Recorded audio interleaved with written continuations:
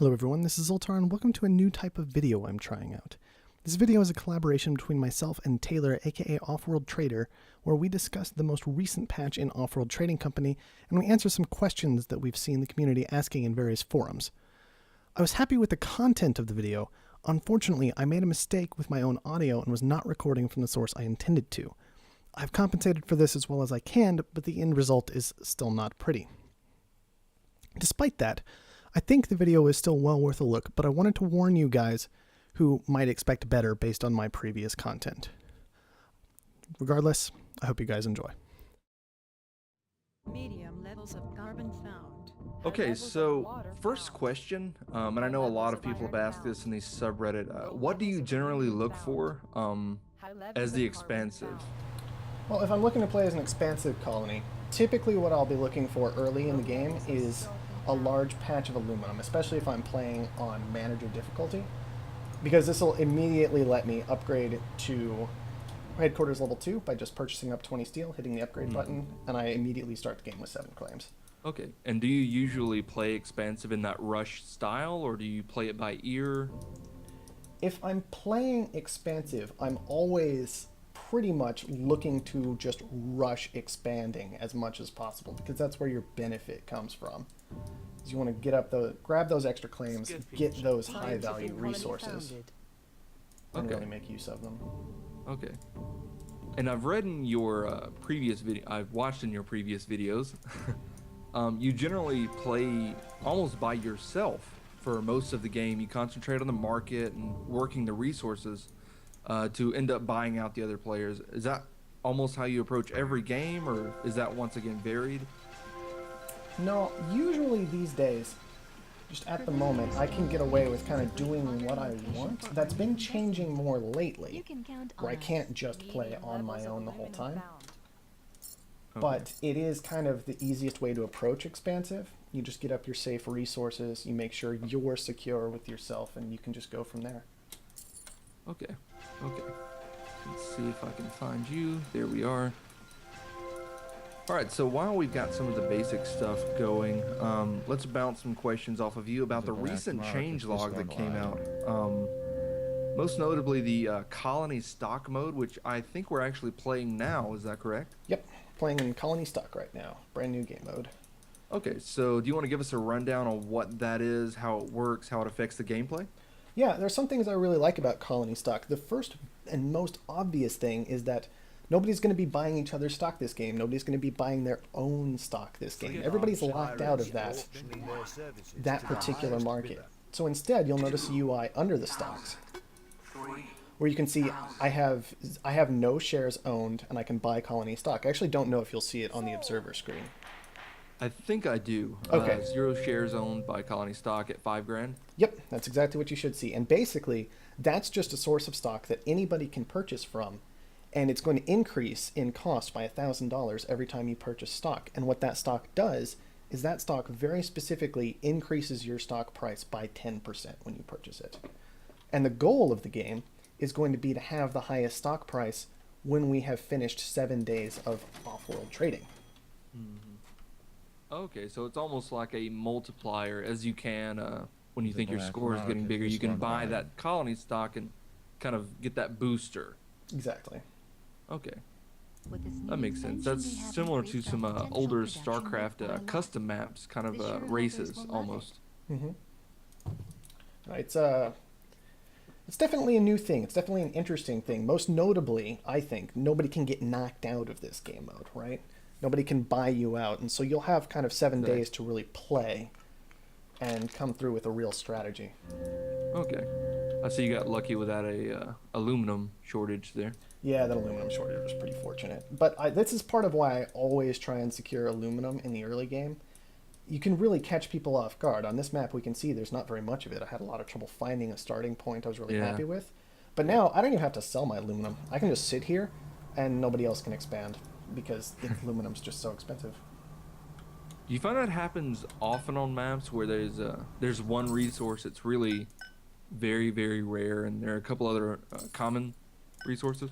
Yeah, that can actually happen quite a bit, especially on smaller maps. I remember there was one game in particular I've seen where there were literally like 6 water tiles on the map. It was so bad the game threw a new water tile at us because there was no water anywhere, and that game turned all into just controlling the water. Whoever had control of it won that one.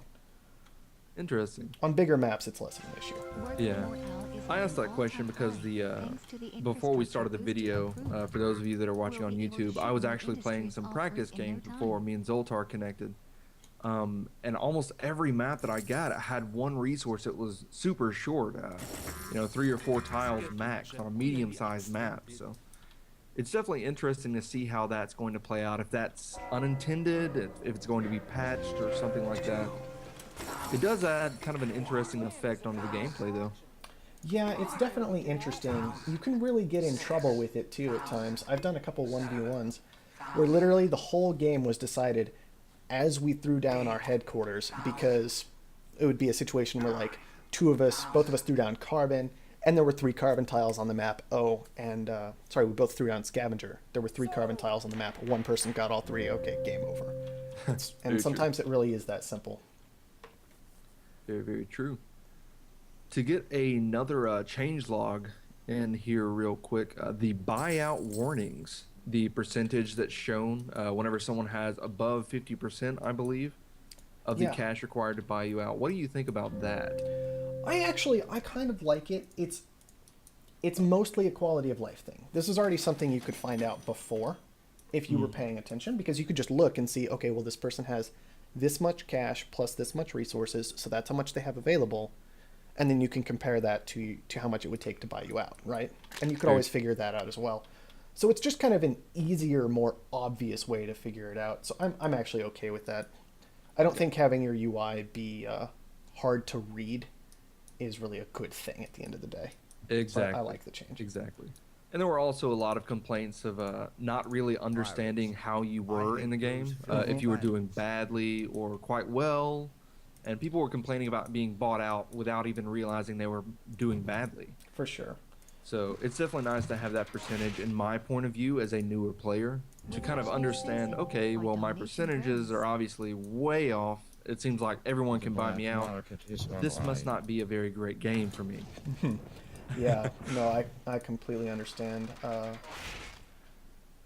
game can be kind of difficult to read sometimes, and that kind of clarity is certainly very helpful. Very true. So getting back into the game real quick, how do you feel at this point? About what in particular? How do I feel? How comfortable am I right now in this game? Just in general. What are your thoughts? What are you looking to go into, and why are you looking to go into that? Well, I'm doing my pretty basic, expansive play where I'm just focusing on safe resources. You can see I've got mostly aluminum, steel, and glass.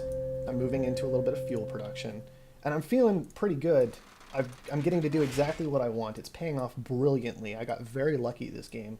An aluminum shortage and a steel shortage. I really think that I'm pretty much already starting to run away with it, quite frankly. Very true. Very true. And usually, of course, we're playing AI, or you're playing AI, so Yep. players probably wouldn't let you get away with this that easily, if I'm correct. Not as easily. The AI will actually usually black market a lot more than normal players will right now. But I think that's just because people aren't quite used to the black market yet. So it depends. It really does. But what I will say is you can see the AI is doing things like one steel mill here, like one electrolysis reactor here, up by the scavenger player. And then we've got like an electrolysis reactor and a hydroponic farm by another one. Players generally are getting better. They'll be moving more into the resources that I'm making and cutting into my profits, so it wouldn't be as easy from that perspective. So the computers are almost just playing it in a generalist fashion. They get a little of this, a little of that, a little of this, move much more slower into markets than a player would. Yes, that's very true. And computers also seem to want to do the same kind of thing that newer players do, where they want to make sure they're not leaking money anywhere. They want to make sure they're not having to pay for food or gas or oxygen or water, all these life support things. The computers still seem to do that, instead of taking more my approach where I just want to make sure I can keep getting more claims. Yes, and that's actually something that's really good to emphasize and expand on, is the fact that a lot of players right now are playing Offworld like an Scientific colony RTS, and that's expanded. simply not the case. Offworld is not the traditional RTS as far as being self-sufficient. And I know me and you have had multiple conversations about that. Do you just want to give your rant almost about that? I mean, yeah, I can touch on that a little bit at least, where it's just this basic idea. My opinion is that if you're not buying from the market, you're doing something wrong, right? You're Yeah. always want to be looking for a way to really make money, and included in that will be this idea that you can't do everything. You don't have enough claims for it. And so you want to make sure that you're not self-sufficient. You want to make sure you have to buy from the market. For one thing, that gives you some control over the market. You can understand how it's working a bit better if you're forcing yourself to use it. It makes transitions easier. And for another thing, it just helps you really truly focus on what is actually profitable, rather than just focusing on, oh, I want to make sure I'm not buying anything. Yeah. And it's just, I don't know, I think self-sufficiency is actually, it's a trap in this game.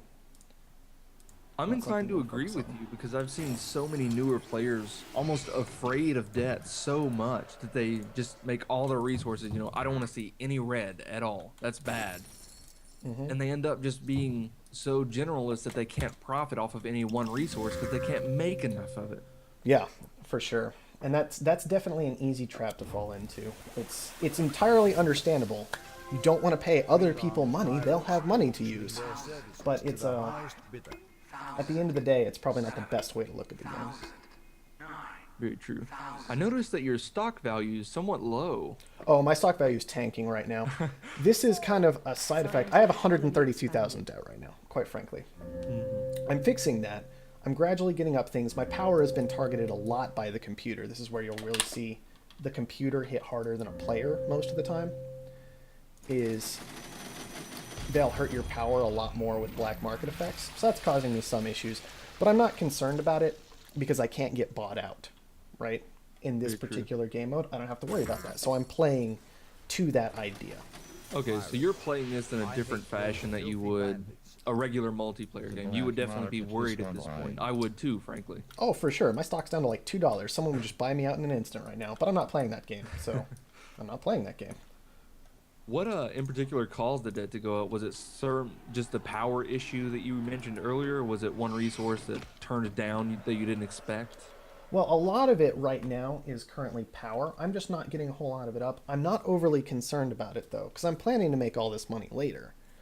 So right now, instead of worrying overly much about making sure that I'm not acquiring any debt, my debt's going to be paying off gradually for the time being, and I can instead actually spend my money on investing into more money in the future. You'll see right now my stock price is actually jumping up by like 10 cents a second. Yeah. Just because I've fixed that problem. And in plenty of time for this particular game mode. Oh, I should go ahead and focus on doing things like getting off-worlds established. This is Very true. soon. I play a lot worse when I'm talking. It's just pretty Oh, that's standard. totally understandable. This game is hard enough to play just concentrating, so I can only imagine how it would be to play while you're talking and explaining things. Yeah. Yeah, I had my first stream the other night, and it kind of went okay, but you could tell that I was really, How many people were on your stream? well, we only had about 40 people. Not too bad for an off-world stream from what I've seen, but it was pretty good. We got some Especially good conversation in. For this age in the game, I think that's very respectable. Scientific No, colony I think it was pretty good. I was pleased with the turnout, is what I will say about it. Do you know what your win rate was? I won all but one game. I think I played 4 or 5, We call it a dirty rat and then I had trying one to game break where I just our fell stuff. apart. You know, it happens. It does. Those resource downturns usually are what gets me out. If I'm going to kind of fail in a game, it's going to be kind of around the mid-tier level. I'm still kind of struggling with that transfer from one resource to another. Right. I don't know if it's just not seeing the market value and not predicting the market. But that's kind of where I am, and I feel like that's where a lot of other people are too. And me and you mentioned this before the stream came on, but there's really no way to offer a strategy on that, because the market is so varied in every game. It's almost a unique game every time you play, so there's really no way to say anything about it. That's very true. It's very difficult The black market it's is very difficult to alive. just lay out a strategy of, okay, well, here's how you transition through the market. Because as you were saying, every single game is different, even down to simple things like, okay, I've got an off-world market up, food's very expensive, that's going to drive the food price up. That's the kind of thing that you can't predict before the game, because you don't know. You also don't know what your opponents are going to be doing, if they're going to be cutting into your profits, if they're going to be producing something that you actually want to buy, all kinds of things. So it's very difficult to lay out an exact strategy for transitioning, because it is going to be different every single game. Very true. Very true. We mentioned this before the stream started, but I did want to get this in the recording. Your thoughts on solar versus wind, especially with the new update. What are your thoughts on that? Because I know there's a whole bunch of controversy around that, whether solar and wind are, which one's better. So what's your opinion on that?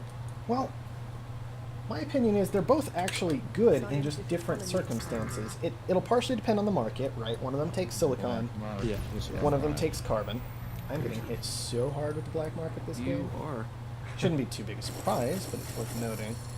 Let's see, what can we do about that? I I love might your just do stock nothing price about that. development, by the way. Oh, my stock price is fantastic at the moment. Beautiful. 10 cents. It's exactly where you want to be. We'll keep going with food production. We'll get into off-world up. The advantage of them hitting my power is they're not hitting my off-worlds. Very true. Hopefully I can recover the debt in time that I don't end the game at 10 cents. We'll see what happens. But, let's see. Getting back to it, remind me what I was trying to talk about, because I just interrupted my entire train of thought. Oh, that's fine. That's fine. I think I interrupted you. Sorry about that. The wind versus solar discussion. Yes, okay. Silicon versus carbon, that's going to be a huge factor, right? For example, if there's one scavenger in the game, and I'm not that scavenger, it'll probably push me away from wind automatically, because I don't want to be buying up his carbon and making it easier for him to make money off of his natural resource. Very true. That's just one thing to consider. Another thing to consider, though, is that wind I would consider to be significantly more resistant to things like black market effects, because you need to have your solar power on during the day, right? You absolutely have to have it on during the day. During the night, it doesn't matter if it's off or on, it's not working. And so it's a lot easier to shut down solar, to kind of target it at the right time. You just hit it as the sun comes up and the guy's not making any money. That's happened to me plenty of times so far this game. I really should have been on that, oh well. That makes sense. That makes sense. And I'm personally of the fan of the ideal that turbines are a little bit better. Simply because, I don't know, maybe it's because I haven't really looked at the specifics yet.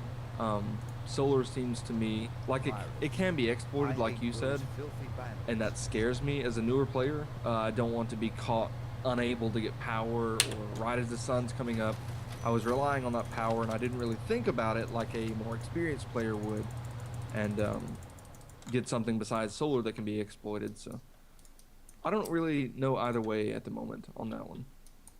Yeah, it's definitely an interesting question that I'm still exploring. This game I probably would have been better served going wind. I've been getting shut down a lot at very poor times. Mm-hmm. But I was at another thing that pushed me towards solar was it's very easy to identify when you've founded next to a good solar place. Because, for example, each of these, now that it's daytime, is earning me $2,000. Yeah, I was just Second. about to mention that. You're making some serious cash right now. And that's because I was able to found in a very high location. So I'm very close to the sun. I get more power that way off of solar, right? And that was easy to identify, so I just moved into superconductor. And each of them is giving me 5 power a second, and power is obviously extremely expensive. Mm-hmm. Very true. I can Also- energy vault, and that'll help out too, actually. Yeah, yeah. Anyway, what were you saying? I wanted to bring up, in most of your videos, you go for teleportation pretty quickly. And from what I've played, teleportation is probably going to be nerfed here in the next few patches. So it's really interesting to see just how powerful that patent is. That patent's incredible. You kind of need to plan on having it if you're going to have it, right? You need to know, okay, I'm going teleportation. Yeah. Because it allows you to set up. But if you do know, you can set yourself up in such an amazing fashion that it's actually very difficult to take you down. I didn't really take a huge advantage with it here, but I do have some areas of my base separated away because of teleportation. It just makes me very resistant to black market, It makes pirates impossible to target me. Mm-hmm. It lets me get my resources instantly. I don't have to wait for shipments. I don't have to send shipments out. And it also saves me a ton on fuel, which is usually a very expensive resource, usually quite valuable, and I can make a lot more money off of that. So I agree with you. Teleportation's insane right now. It is. Massively overpowered. I fully expect it to be nerfed, if not the next patch, the next one. It's just it's too good, especially compared with the other patents. I mean, they're good patents, but compared to instant resources, how do you compete with that? Yeah, I don't know. It's just other people, they like the carbon scrubbing, they like virtual reality, they like slant drilling, but in my opinion, I think that's partially because those are very easy to understand, and teleportation has a lot of little nuances to it that maybe people don't catch on to immediately. Yeah. I think one thing that I really love about teleportation, probably the main reason why I like it, is because it lets me exploit the market much faster than I would be able to normally. I can react faster, change markets, change resources instantly. Yes, exactly. Of course, in hand with that goes nanotech, which is my other favorite patent. Mm-hmm. That's one of the other ones I secured this game. But yeah, having the ability to just transition so cleanly is very, very useful. Mm-hmm. For sure. Very true. Very true. Nanotech is the recycling, correct? Yes. You scrap a building and you get the resources back. Yeah, definitely. That is exactly what it is. Potentially very, very helpful in this game mode, actually, because if you need a little bit of extra cash at the end of the game, for example, and you don't have time for another off-world shipment, you just kind of scrap an off-world, get a good 400 resources back if you're expansive. Very true. Very true. It can be pretty silly. Yeah. I just want to note for the people that are watching on YouTube, he bought into a surplus or a shortage as it was going up, just for some quick cash there. That's always a good idea. Yeah, definitely a strong play. Got to be careful with it. It can backfire horribly if you don't know what you're doing with it, but can certainly be a good play. Very true. I've actually read, I think it was on the subreddit as well. I might have watched this on Primeval's stream or YouTube videos. If you could actually time it, or if you knew someone else was about to buy into that shortage, and you had some stockpiled, you could actually crash a shortage or at least stop it and really, really damage them. Definitely. That is exactly how it can backfire on someone. Pretty easy to make happen if you've got a stockpile. That's why you got to be so careful buying into a shortage. For example, if that was a shortage in something like water in a normal game, right? Mm-hmm. You almost never want to buy into that early in the game, because you know that everybody probably has a decent stockpile of water if you've seen a lot of water pumps going out and things like that. It can be very, very dangerous. Mm. And this is once again all dependent on the map. You need to look at the resources that are available and figure out, no one's probably going to have silicon because there are only 3 tiles on the map. So it'd be safe to buy into that. Exactly. Do you happen to know what day we're on at this point? We are on the last day. We are actually almost done. There are only 4 in-game hours left. So, but obviously we'll have plenty of time to talk about anything else we want to after the video. Yeah. Or after the game ends. Mm-hmm. But yeah, we're on the last day. As you can see, I have recovered fairly nicely with my stock price. Things are going pretty well. I'm not launching anything else. Do you own personally? I own 33. You should be able to see that next to my name, I believe. Yes, that's your number. I was trying to make sure it was yours because as an observer, I can click through and just select someone's viewpoint and see their resources, their debt, things like that. And that should do it. That's the game. And you can see that, I don't know if you can see, I won. I have a nice victory screen here. 46.61 was my final stock price. Ironically, Mr. Stock not doing so hot in this game mode at 2.44. Interesting. And then Miss Launch and Mr. Espionage coming up. And very true. In the middle. Are you looking at the stock chart right now? I'm looking at the victory screen right now. I can definitely move to the stock chart. Okay. I actually got this is actually might need to be patched. I got a notice of termination, like I lost the game as an observer. Yeah, and actually, I did bring up a couple of things like that to Soren about the observer mode, and basically, what I was getting from him was that observer is kind of there. It works, on this kind of base level, you can use it, but it's not necessarily a focus. It's certainly not complete yet. Mm-hmm. And it's not necessarily an immediate priority, but it does sound like something they'll be working on as time goes on. But for now, it just kind of is there Yeah. and functional. The one thing that I do miss, StarCraft viewers are gonna recognize this immediately. The viewport controls, where I can see what that player is actually doing on their screen, what they're clicking on, what they're looking at, how long they're looking at it. For sure. Definitely something to keep in mind, maybe even suggest for the future. Mm-hmm. Wouldn't expect anything right away, but I know they're open to suggestions, you know. Very true. I'm looking at the resources graph, and in almost classic Zoltar fashion, you have most of your money made just resources, not off-world. Yeah, that's something I've been moving to a bit more as time goes on. For one thing, Offworld's got nerfed the patch before this one, right? Yeah. Which I think was a fantastic nerf. I thought Offworlds were way too powerful. I was glad that they were kind of brought in line.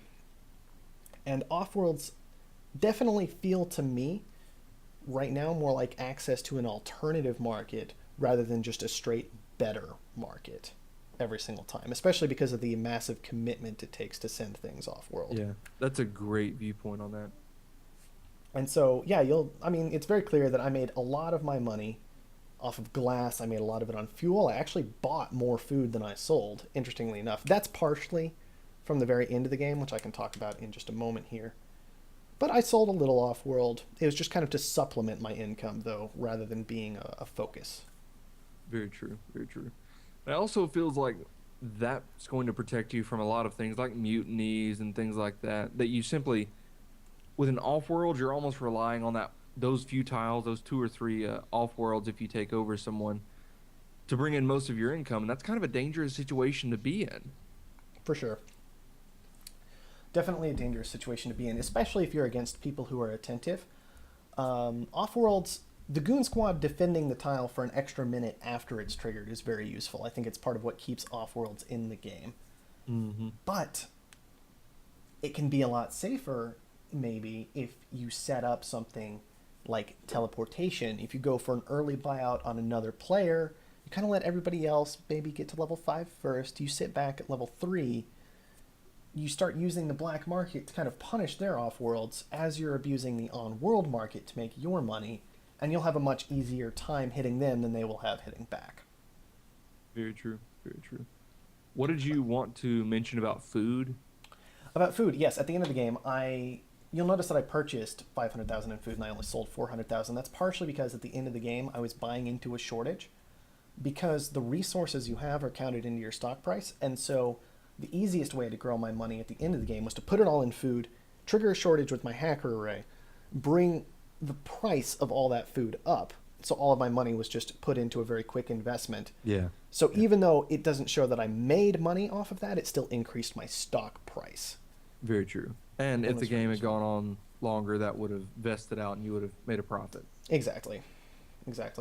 Another thing I actually want to point out on the resource page is, well, remember that I had put myself in a massive amount of debt. I got my stock price down to 10 cents. But at the end of the day, I ended up making money on power still.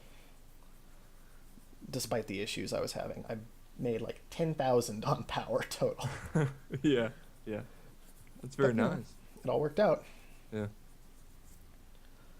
Let's see. Was there anything else in the patch in particular you wanted to discuss at all, or anything you wanted to look at or point out to people? You could probably mention marathon mode briefly. One thing I wanted to cover is a host migration. Yeah, host migration is very important. It's one of those most important things in the game to me that happened this patch.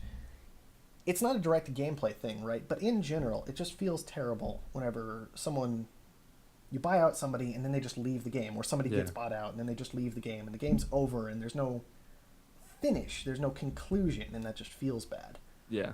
And so that in particular was really big to me, along with one other change to the way auctions work, in that it makes it a lot harder for a game to just get ruined by one person, which makes everybody happier Because the one guy who's having a bad day, he can get out of here. He doesn't have to wait around for the game to finish where he's not allowed to play, first of all. This guy who was nice enough to go and host for everybody else. Yeah. And then everybody else has a much better time because their game isn't interrupted. Everybody's happier, and let's be honest, entertainment's what the game is about at the end of the day. Very true. Very true. I can't see any other changes that are significant. There were tons of UI updates and bug fixes, which is always fantastic for a game as complicated as this. Yeah, another interesting thing I wanted to point out that kind of went along with the host migration is this idea of one person being able to ruin the game. Was significantly cut back in this patch with what looks like a fairly minor change on the surface, but is a major impact in that you cannot bid up an auction if you were the last bidder on the auction, right? Because I think most people have experienced a game where one guy is having a bad game, he gets really frustrated, an auction pops up, people are fighting him over it, and he just sends that auction price soaring to hundreds of thousands of dollars, Yes. tanks himself in debt, and it turns into like a race to hit the buyout button between everybody else. And whoever gets that just wins the game because they have twice as much stuff as everybody else, and there's no punishment for it. Mm-hmm. So that was definitely a very nice change to help prevent that side of one player just ruining a game that I wanted to note. Yeah. And in the multiplayer side, a quick one that I forgot to mention, the multiplayer lobby that indicates the ping of the host now. Yeah, It's very quite nice. Very nice. Because it's obviously very frustrating to get into a game where you don't know if the host is going to actually work out for you or not. You don't know if you're going to be lagging so badly you can't actually do anything. And so that's a very nice change as well. Very true. Very true. Do you have anything else? I don't think so. Like you were saying, fairly minor UI updates, some fairly minor gameplay shifts, which I think are generally positive steps. There is one thing I want to point out that I'm actually not satisfied with that's noted in the patch, though, which is, in particular, there was a change where basically you are no longer prevented from hitting the buyout button on a player if you were the one to purchase the last share. Now, this seems to kind of be trying to target the idea that goes along with somebody going bankrupt, basically, right? They got too much debt, they hit a death spiral, their stock price is falling and falling and falling, and then you'd get into a game situation where if everybody knew what was going on, nobody would buy out that last stock because they'd be shut down from buying the next stock for 4 seconds. Mm-hmm. So this seems like it's intended to fix that, to get people to buy up that last stock. Yeah. But I don't think it'll work because what I think is going to happen now is people will just do the exact same thing with the next to last stock. Very true. Right? It just shifts it forward one, and it ends up making no difference whatsoever once people figure it out. We're going to need a more elegant solution than that to solve the problem at the end of the day, I think. So what would be your ideal solution? Just no delay on any of them, or? I honestly don't know. We've kind of pitched a couple things back and forth. I would certainly want to present anything as concrete or as even something that's remotely possible of coming up into the game. What we have talked about within the community, even with Soren directly, is these ideas of having a bankruptcy feature in the game, either just based on something like stock price. If somebody has lost too much money, either doing something like just removing that player from the game, saying, no, you failed your company, your stock price is too low, Interesting. and you're done. So, something like that are things that have been brought up. There's been this idea of auctioning off a player's stuff and then removing them from the game if their stock price gets too low. But the idea is to just prevent this idea where one player going bankrupt gives one other player a huge advantage simply because they had a faster connection to the host or were the host and got to hit that button first. Yeah, just removing that anything other than actual gameplay advantage. Exactly. And so there are a few ideas that have been pitched around. I think it's actually a pretty complicated problem to solve, so I don't know if it'll happen anytime soon. But as people get better at the game, it won't be a problem as often. So hopefully it just won't be a major issue for the time being. Yeah, yeah. And with a game as complex as this, I mean, we're essentially playing a stock market simulator. Every problem is almost going to be that same complexity issue. You know, if we solve this, it's going to mess up this mechanic of the game, and it's going to change this play style. So it's definitely going to be a longer patch process, I feel like, to fix some things. But overall, I'm really happy with this changelog. Oh no, I agree. I think most of this changelog is absolutely great. I just wanted to note that one thing in particular and be like, that kind of looks good on the surface, but I don't think it'll actually solve the problem. That's Yeah. just my opinion, though. Yeah. At the end of the day. I'm inclined to agree with you. That would be how I would react personally as a player. Just we're just not gonna buy the second to last one now. So good point. Yeah, Good point. for sure, for sure. So Sounds unless good. unless you have anything else, I think we're good. No, I think that does it for me. The patch generally looks really solid. You can actually really tell, frankly, that Mohawk is listening to people. I do Yeah. think that's important to point out as well. Just that they're taking suggestions from the community. They're listening to the community. That doesn't mean they're going to do what you say every single time, but you can definitely tell from the patch notes they've been paying attention. So keep up the responses to them. Keep up the feedback so we can get the game into a better state faster. That's very true. I think what made StarCraft so successful, particularly StarCraft 2 in recent years, is the fact that they did listen to some of the higher level players and even mid level players, just their suggestions and how the game actually plays in real life, just suggestions on how to tweak things and mechanics and play styles. I think that's really what made them polish StarCraft to the shining pro gamer glory that it is today. So hopefully we can get Offworld to that point as well. And the fact that they're listening to the community is a really good sign for that. So totally agree. Totally agree. All right. All right. Well. So I guess that is it for me and Zoltar for this game. Do you have anything else? Nope, that should do it. Just looking forward to playing more Offworld later with this next patch. Definitely, definitely. You can subscribe to Zoltar on his YouTube channel. His link will be in the description. And I'm sure my link will be in his description, vice versa. Whatever your channel you're watching it on, both of our links will be in the description. You can find me on Twitter at twitter.com at OffworldTrader. You can also find us online at offworldtrader.com. Thanks for watching, guys.